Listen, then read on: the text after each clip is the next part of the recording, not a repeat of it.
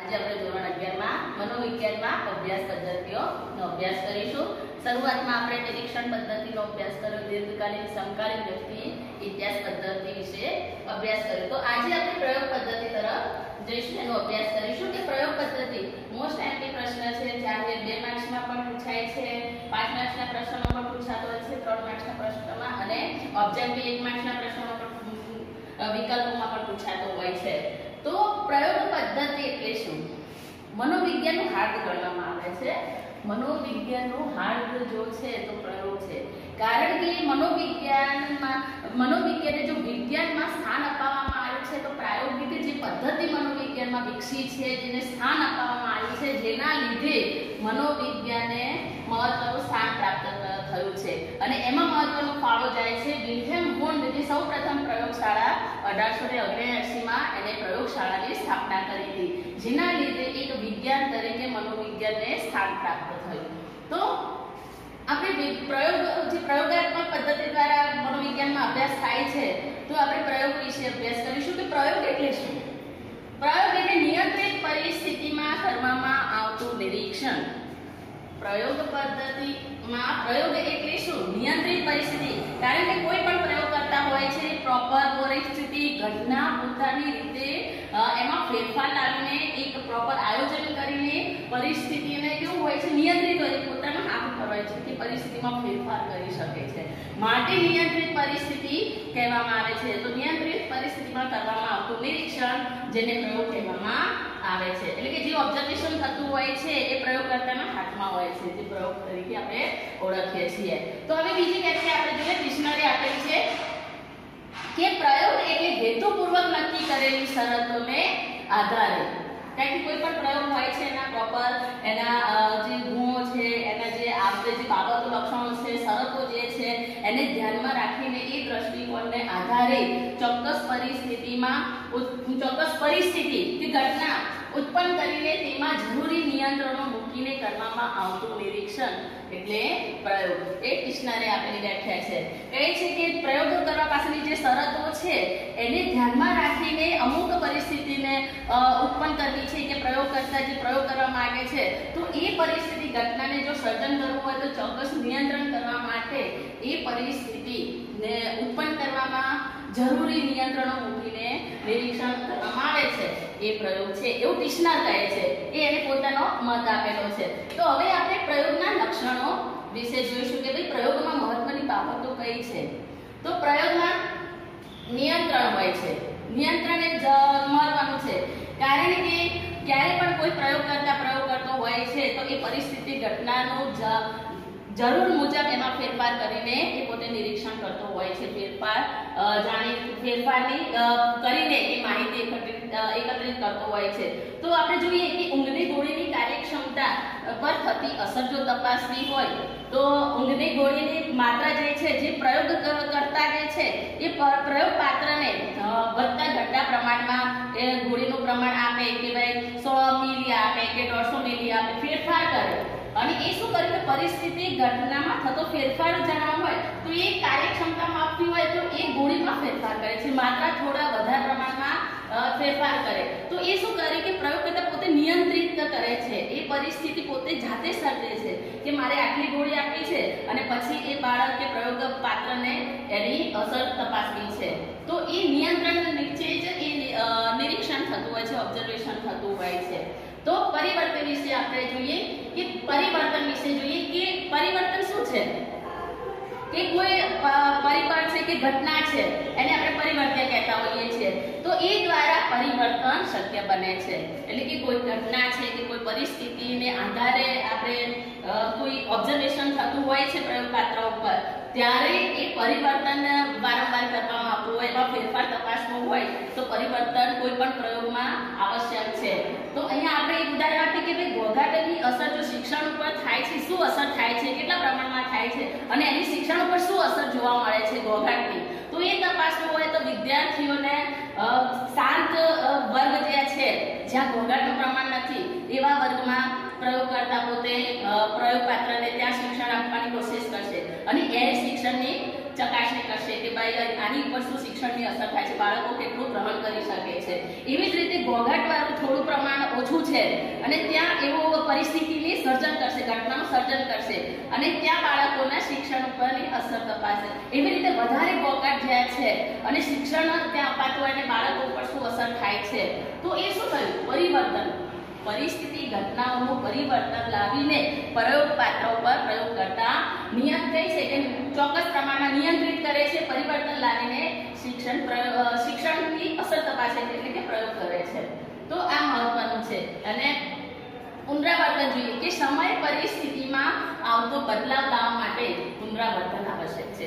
કે કોઈ પણ ઘટના બને છે, કોઈ પણ પરિસ્થિતિ સર્જાય છે, જ્યારે એમાં ફેરફાર લાવીને પ્રયોગકર્તા શું કરે છે? વારંવાર પુનરાવર્તન કરે અને વારંવાર પુનરાવર્તન દ્વારા જ નિષ્કર્ષ કાઢી શકે છે કે પ્રયોગપાત્રની કોઈ પણ ચાહે બોગાટની શિક્ષણ ઉપર અસર તપાસવી છે કે ઊંઘની ગોળીની બુદ્ધિ ક્ષમતા ઉપર થતી અથવા સ્મૃતિ પર થતી અસર તપાસવી છે, તો વારંવાર જો એ પુનરાવર્તન લાવે, સમય પરિસ્થિતિમાં જો બદલાવ લાવે અને બદલાવ આવવાના લીધે પણ એ જો ફેરફાર થયો હોય તો એ વારંવાર પુનરાવર્તન કરીને એ વસ્તુને ચકાસી શકાય છે. અને કહીએ ને કે ભાઈ પરિવર્તન આવે છે ત્યાં પુનરાવર્તનની પણ પ્રયોગમાં આવશ્યકતા વધી જાય છે. કે જ્યાં પરિવર્તન આવે છે તો એનું પુનરાવર્તન થશે તો જ પરિવર્તનનો બાબતને આપણે જાણી શકીએ છીએ. કે કોઈ ફેરફાર થયો, પરિવર્તન આવ્યું, કેમ પરિવર્તન આવ્યું, તો એનું પુનરાવર્તન જો કરવામાં આવશે તો જ પ્રયોગ પાત્રને ચોક્કસ નિષ્કર્ષ તારવી શકે છે. તો વસ્તુ અહીંયા એ છે કે જ્યારે પણ પ્રયોગ કરવામાં આવે છે તો એનું નિયંત્રણ પણ ખૂબ જરૂરી છે. મનોવિજ્ઞાનમાં પ્રયોગ માટે પરિવર્તન પણ ખૂબ જરૂરી છે. એવી રીતે પુનરાવર્તન એ મહત્વનું લક્ષણ છે જે પ્રયોગ કરતા માટે. હવે એક વસ્તુ અહીંયા આવે છે વસ્તુ લક્ષિતા. જ્યારે જે પ્રયોગ કરે છે એ પ્રયોગ કરતા વસ્તુ લક્ષિતાને ધ્યાનમાં રાખીને કોઈ પ્રયોગ કરે તો વિશ્વસનીય બને છે પ્રયોગ.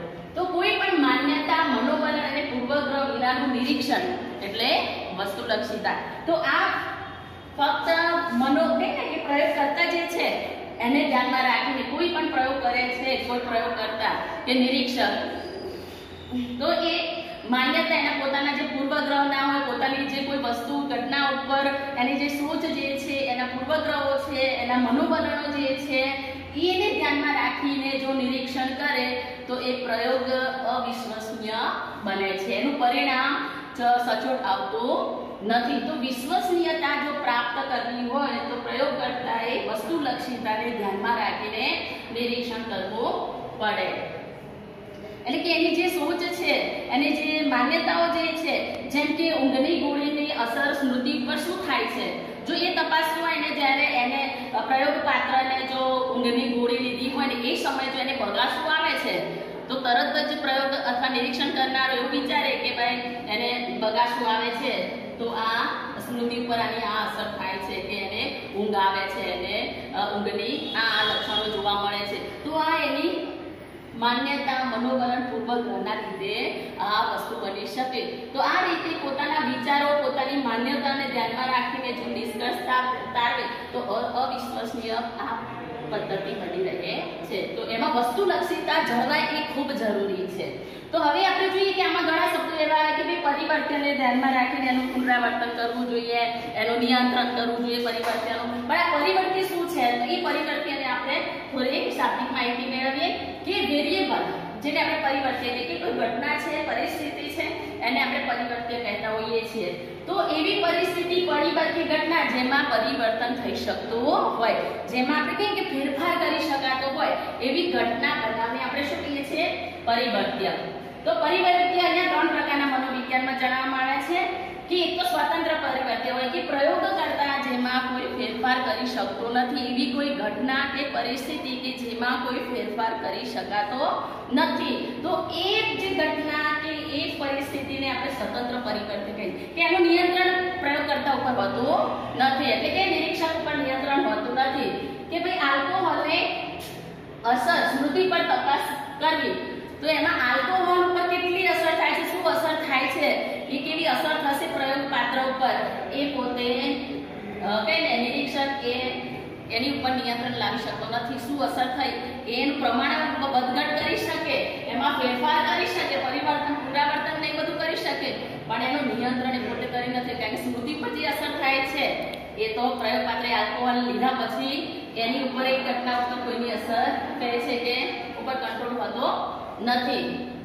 જેમ કે કુદરતી ઘટના છે, કુદરતી બનાવો જે બને છે તો એમાં કહે છે કે નૈસર્ગિક જે પ્રાયોગિક જો અભ્યાસ થતા હોય છે, પ્રયોગો થતા હોય છે, નૈસર્ગિક પ્રાયોગિક પ્રયોગો જે કરવામાં આવે છે તો એવા પરિવર્ત્યો ઉપર કોઈ નિરીક્ષક પ્રયોગકર્તાનો નિયંત્રણ હોતું નથી. તો એવા જે પરિવર્ત્યો છે એ સ્વતંત્ર પરિવર્ત્યો કહેવામાં આવે છે. હવે આધારિત પરિવર્ત્યો એ કોને કહેવાય કે સ્વતંત્ર પરિવર્ત્યની સીધી અસર જેની ઉપર પડે તેને આધારિત પરિવર્ત્ય કહેવાય. એને ઉદાહરણ આપ્યું છે કે ભાઈ સ્વતંત્ર પરિવર્ત્યની સીધી અસર આધારિત પરિવર્ત્ય એટલે કે એવી કે એવી અસર કે જે ઘટના કે પરિસ્થિતિ સર્જવા માટે એ વસ્તુ એ પરિસ્થિતિ ઉત્પન્ન થાય, ઘટના ઉત્પન્ન થાય. જેમ કે આલ્કોહોલ એ જે છે ને એ સ્વતંત્ર છે અને સ્મૃતિ જે છે ને એ આધારિત પરિવર્ત્ય છે. એ આધારિત પરિવર્ત્ય છે. આ સ્મૃતિ જે છે એની એ આધારિત કારણ કે આલ્કોહોલ એ સ્વતંત્ર છે અને એની ઉપર અસર કોને સ્મૃતિ ઉપર થાય છે. એટલે આલ્કોહોલની અસર સીધી સ્મૃતિ ઉપર થાય છે. એટલે આ શું છે સ્મૃતિ એ આધારિત પરિવર્ત્ય કહેવામાં આવે છે. એવી રીતે આપણે જોઈએ નિયંત્રિત પરિવર્ત્ય. નિયંત્રિત પરિવર્ત્ય એટલે આધારિત પરિવર્તકે તેમ હોય ત્યારે પરિવર્ત્યનો પ્રયોગ કરતા દ્વારા નિયંત્રણ કરવામાં આવે તેને નિયંત્રિત પરિવર્ત્ય કહેવામાં આવે છે. એટલે અહીંયા શું કહે છે સ્વતંત્ર પરિવર્તન દ્વારા જ્યારે આધારિત પરિવર્તન જાણ્યા જાય કોઈ આધારિત પરિવર્તન છે એટલે કે સ્મૃતિ છે એ સ્મૃતિ ઉપર એ ઘટના કે બનાવોના અનુસંધાનમાં જ્યારે પ્રયોગ કરતા નિયંત્રણ લાવે કે એ નિયંત્રિત કરવા માટે કોઈ ફેરફાર કરી શકતો હોય ત્યારે નિયંત્રિત પરિવર્તન કહેવાય. એટલે આ સ્મૃતિ પર અસર તપાસવી હોય તો પ્રયોગકર્તા શું કરશે આલ્કોહોલની માત્રામાં વધઘટ કરે, આલ્કોહોલનું પ્રમાણમાં ફેરફાર લાવે અથવા આલ્કોહોલની જગ્યાએ થિરામિન ગોળીનો ઉપયોગ કરે. તો એ શું છે એ નિયંત્રિત પરિસ્થિતિ કે પ્રયોગકર્તા એ નિયંત્રણ લાવીને એટલે કે આધારિત પરિવર્ત્યો પર ફેરફાર થતો તપાસવા માટે એ પોતાની રીતે નિયંત્રણ લાવે છે, ફેરફાર કરે છે તો એ નિયંત્રિત પરિવર્ત્ય કહેવામાં આવે છે. તો આપણે પ્રયોગના લાભ અને મર્યાદા વિશે અભ્યાસ કરીશું.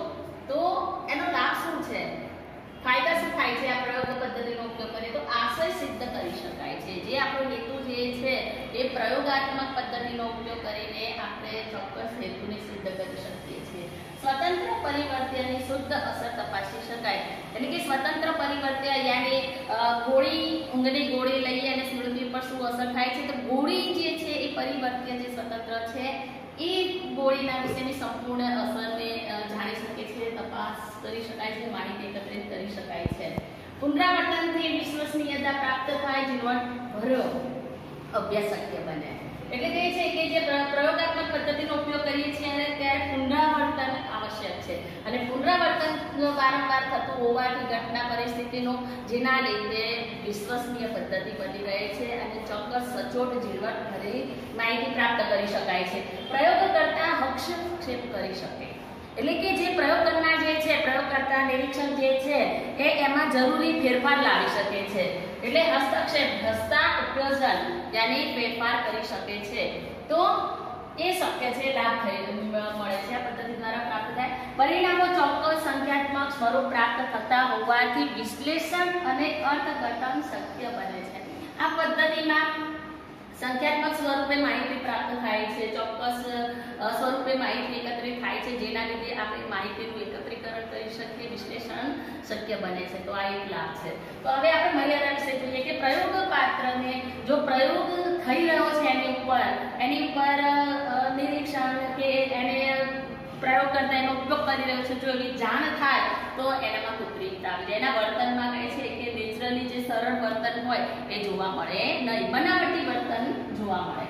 જીવંત પ્રાણી માનવી ઉપર પ્રયોગ કરતા પ્રયોગ કરે છે જેના લીધે જો માનવી કે મનુષ્ય પ્રાણી એ જો એના સહકાર મળે નહીં તો આ પ્રયોગાત્મક પદ્ધતિ શક્ય બને નહીં. તો એક મર્યાદા છે.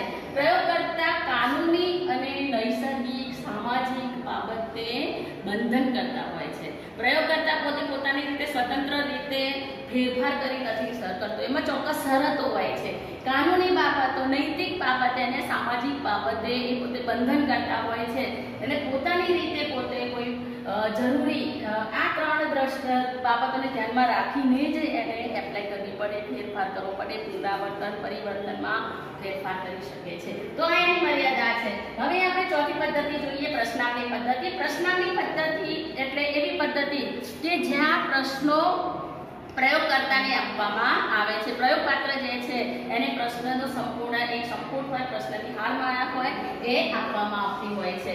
એની આપણે વ્યાખ્યા જોઈએ કે નિશ્ચિત સમસ્યા માટે ચોક્કસ માહિતી એકત્રિત કરવાના હેતુથી કહે છે કે ચોક્કસ સમસ્યા છે, ચોક્કસ બાબત છે, એ બાબતને ધ્યાનમાં રાખીને ચોક્કસ માહિતી એના અનુસંધાનમાં જો એકત્રિત કરવાના હેતુથી તૈયાર કરવામાં આવેલો જે પ્રશ્નોનો સમૂહ છે, પ્રશ્નોની હારમાળા છે, એને આપણે પ્રશ્નાવલી કહેતા હોઈએ છીએ.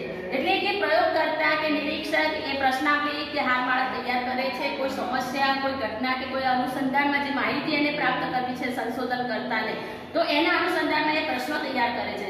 અને એ પ્રશ્નો કોઈ ચોક્કસ બાબતને ધ્યાનમાં રાખીને ક્રમિક પ્રશ્નોની પ્રશ્નાવલી તૈયાર કરેલી હોય છે.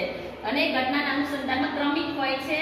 અને એની સાથે કહીએ ને કે ઘણા બધા પ્રશ્નો હોય છે, પણ એક સાથે એક વ્યક્તિ કરતાં વધારે લોકોને સમૂહમાં આ પ્રશ્નાવલી એકત્રિત કરીને માહિતી પણ આપણે એકત્રિત કરી શકીએ છીએ.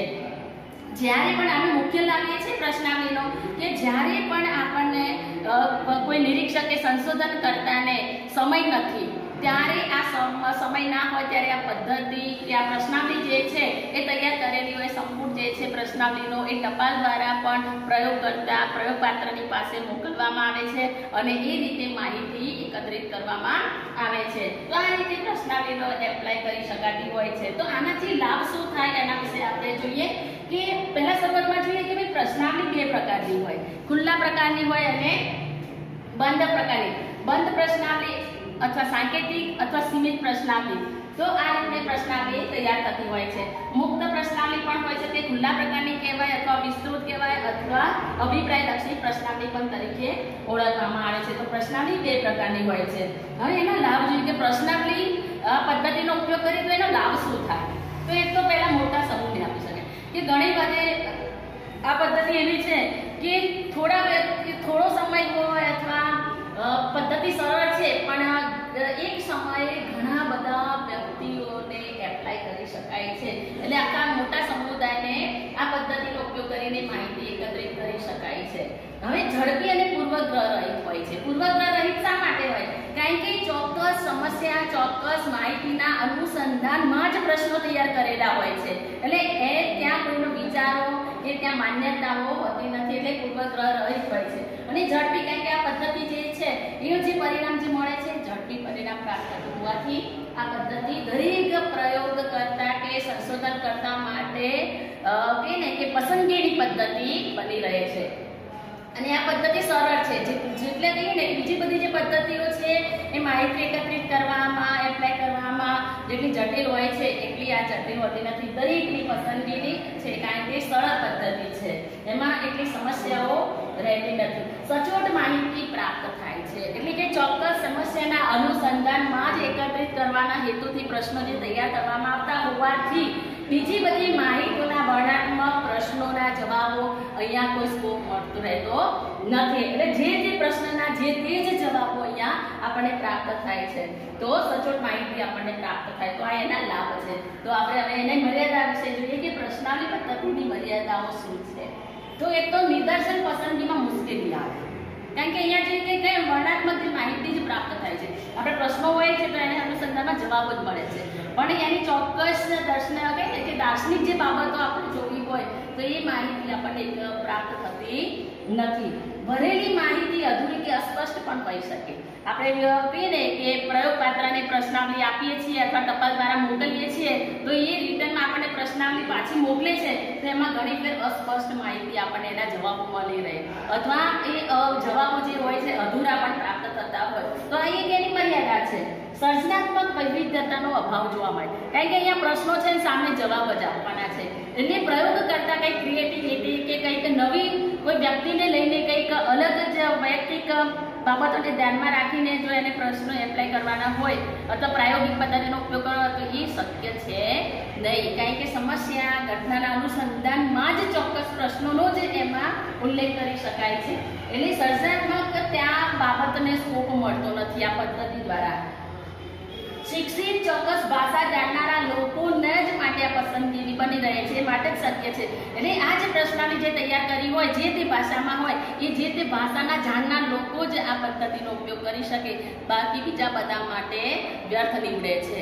અને બીજું એ કે એ જે પ્રશ્નાવલી છે એ જે ભણેલા લોકો છે, શિક્ષિત લોકો જે છે એ જ લોકોના માટે ઉપયોગી બની રહે છે. અભણ કે નાના બાળકો જે છે જે જાણતા નથી શિક્ષણ, તો એ લોકો માટે આ પદ્ધતિ ઉપયોગી રહેતી નથી અને અવકાશ હોતો નથી. તો હવે આપણે પાંચમી પદ્ધતિ મુલાકાત પદ્ધતિ એનો આપણે અભ્યાસ કરીશું. તો મુલાકાત પદ્ધતિ એટલે રૂબરૂ મોઢામોઢની વાતચીત, એટલે પ્રત્યક્ષ વાતચીત જે થાય છે બે વ્યક્તિઓ વચ્ચેની, મુલાકાત લેનારની અને મુલાકાત યોજનાર જે નિરીક્ષક છે કે મુલાકાત લેનાર છે એ બંને વાતચીત તેને કહેવાય મુલાકાત પદ્ધતિ. રૂબરૂ મોઢામોઢની વાતચીત, પ્રત્યક્ષ વાતચીત થઈ તેને મુલાકાત સામાજિક આંતરક્રિયાની પ્રક્રિયા છે. આંતરક્રિયા એટલે કે એકબીજા સાથેની થતી જે પ્રક્રિયા છે એની વસ્તુ વાત કરી છે કે સામાજિક, અને એ આપી છે ગુડ અને હટ નામના મનોવૈજ્ઞાનિકે વ્યાખ્યા આપેલી છે કે મુલાકાત એક સામાજિક કઈ છે કે સમાજના બે વ્યક્તિઓ વચ્ચેની જે આંતરક્રિયા જે થાય છે એ પ્રકારની પ્રક્રિયા છે, એવું ગુડ અને હટ નામના મનોવૈજ્ઞાનિકે વ્યાખ્યા આપેલી છે. પછી કહે છે કે કર્લિંગ નામના મનોવૈજ્ઞાનિક વ્યાખ્યા આપેલી કે મુલાકાત એ એવી વૈયક્તિક પરિસ્થિતિ છે કે જેમાં મુલાકાતી સંશોધનને લગતા ઉત્તરોના પ્રશ્નો જે હોય છે એના ઉત્તરો આપે છે. તો મુલાકાતી જે હોય છે એ સંશોધનને લગતા પ્રશ્નોના ઉત્તરો આપે છે. એ કર્લિંગ નામના મનોવૈજ્ઞાનિકે મુલાકાતની વ્યાખ્યા આપી છે, પોતાનું મંતવ્ય જણાવ્યું છે. તો મુલાકાત પદ્ધતિના બે પ્રકાર છે, સંરચિત મુલાકાત અને અસંરચિત મુલાકાત. આપણે મુલાકાતને ઔપચારિક પણ કહી શકીએ કે ભાઈ ઔપચારિક મુલાકાત પદ્ધતિ અને અનૌપચારિક મુલાકાત. એટલે કે સંરચિત એટલે કે પહેલા પૂર્વ આયોજન કરવામાં આવ્યું હોય, જે પણ માહિતી એકત્રિત કરવાની હોય, જે હેતુ જે હોય છે એના આધારે જે પ્રશ્નો પૂછવાના હોય તો એ સંપૂર્ણ અહીંયા આયોજનબદ્ધ માહિતી ના આધારે મુલાકાત નક્કી કરવામાં આવે છે. અને અરચિત એટલે કે ઔપચારિક એટલે કે જ્યાં સમય મર્યાદા કે કોઈ આયોજન હોતું નથી, અચાનક જે મુલાકાત થાય છે એવી અરચિત અથવા અનૌપચારિક મુલાકાત તરીકે ઓળખવામાં આવે છે. તો મુલાકાત પદ્ધતિમાં એ લાભ મહત્વનો છે કે પ્રશ્નાવલી પદ્ધતિમાં આપણને સચોટ માહિતી નથી મળતી કે ઉત્તરદાતાએ સાચે પોતે જ જવાબો આપેલા છે અથવા એ ખુદ પોતાના એ પ્રશ્નો પોતે વાંચીને પોતાના જ વિચારો એને અન્ય રજૂ કર્યા છે. એ માહિતી જ્યાં સચોટ મળતી નથી ત્યાં મુલાકાત દ્વારા ઉત્તરદાતા જે હોય છે એના હાવભાવ, એની પોતાને પ્રશ્નોની રજૂઆત દ્વારા આપણે ચોક્કસ જાણી શકીએ છીએ કે આ વસ્તુ વિશે આ બાબત વિશે ચોક્કસ એ જાણે છે કે નથી જાણતો. એ અહીંયા લાભ થાય છે કે મુલાકાત જ્યારે લઈએ છીએ ત્યારે મુલાકાતી જે તાલીમ પામેલો હોય છે કે એ જે મુલાકાત પદ્ધતિનો ઉપયોગ કરનાર અધિકારી હોય છે અને મુલાકાત લેનાર તાલીમ પામેલ વ્યક્તિ હોવાથી જે પણ પ્રશ્નો ઉત્તરદાતાને આપવાના હોય ને એમાં ક્યાંક ઉત્તરદાતાને મૂંઝવણ ઊભી થાય છે તો પહેલા એને પોતાને પ્રશ્નોને લગતી જે મૂંઝવણ છે કે કોઈ સમસ્યા છે એ હળવા સવાલો જવાબો વાતચીતથી એ દૂર કરવાની કોશિશ કરે છે અને એ પછી એ પ્રશ્નોને લઈને ઉત્તરો પ્રાપ્ત કરવાની કોશિશ કરે છે, જેના લીધે મુલાકાતી જે વ્યક્તિ જે છે એને કોઈ મૂંઝવણો હોય તો એ દૂર કરી શકે છે અને ચોક્કસ મુલાકાત પાછળનો જે હેતુ જે છે એ અધિકારીનો અથવા નિરીક્ષકનો સિદ્ધ કરી શકાય છે, એટલે કે માહિતી એકત્રિત કરી શકાય છે. તો મુલાકાત પદ્ધતિના લાભ એ છે કે આ પદ્ધતિનો ઉપયોગ રૂબરૂ વાતચીત કરવાની પદ્ધતિ છે કે જેના લીધે બાળકો પણ અથવા અશિક્ષિત જે લોકો છે એ પણ અભ્યાસ એ લોકોનો પણ શક્ય બને છે કે અશિક્ષિત લોકો છે એ પણ મુલાકાત પદ્ધતિનો ઉપયોગ કરીએ તો એની પાસેથી પણ સચોટ માહિતી આપણે પ્રાપ્ત કરી શકીએ છીએ. પછી ઉત્તરદાતાની મૂંઝવણ દૂર કરી શકાય કે કોઈ પ્રશ્નને લઈને, કોઈ બાબતને લઈને, કોઈ પરિસ્થિતિને લઈને, કોઈ સમસ્યા હોય તો એ આપણે મુલાકાત રૂબરૂ થતી હોય તો એ જે સમસ્યાઓ જે આવતી હોય, મૂંઝવણ આવતી હોય તો હિચકિચાટ જે છે એને દૂર કરી શકાય છે. ખર્ચાળ પદ્ધતિ છે, કારણ કે મુલાકાત પૂર્વ આયોજન કરવામાં આવે, પ્રી પ્રિપરેશન કરવામાં આવે છે, એટલે એની પાછળ પૈસાનો પણ વ્યય થાય છે, સમયનો પણ વ્યય થાય છે અને શક્તિ પણ ત્યાં માગી લે છે. તો આ પદ્ધતિ જે છે એ એની મર્યાદા છે. આ જે છે એ એની મર્યાદા છે, એ ખર્ચાળ છે, સમય અને શક્તિ માગી લે છે. એટલે આ જે મુલાકાત પદ્ધતિનો ઉપયોગ કરીએ તો સમય, શક્તિ અને ખર્ચાળ છે. અધિકારી જ્યારે મુલાકાતી વ્યક્તિ આવે ને એના અનુસંધાનમાં જો પૂર્વગ્રહ ધરાવનાર હોય તો આ પદ્ધતિની માહિતી જે એકત્રિત કરવામાં આવે એ વિશ્વસનીય બનતી નથી. એટલે કે પૂર્વગ્રહની અસર એમાં ચોક્કસ જોવા મળે. કોના પૂર્વગ્રહ? જે મુલાકાત આપનાર છે, તાલીમ પામેલો જે અધિકારી નિરીક્ષક જે છે એ જો પૂર્વગ્રહ સહિત હશે, પૂર્વગ્રહ માન્યતા મનોવલણ વાળો હશે તો એની જે માહિતી એકત્રિત કરે છે એમાં વિશ્વસનીયતા જળવાતી નથી. આ એની મર્યાદા છે. તો આપણે 5 પદ્ધતિનો અભ્યાસ કર્યો. હવે નેક્સ્ટ સેશનમાં બીજી મનોવૈજ્ઞાનિક પદ્ધતિનો અભ્યાસ કરીશું.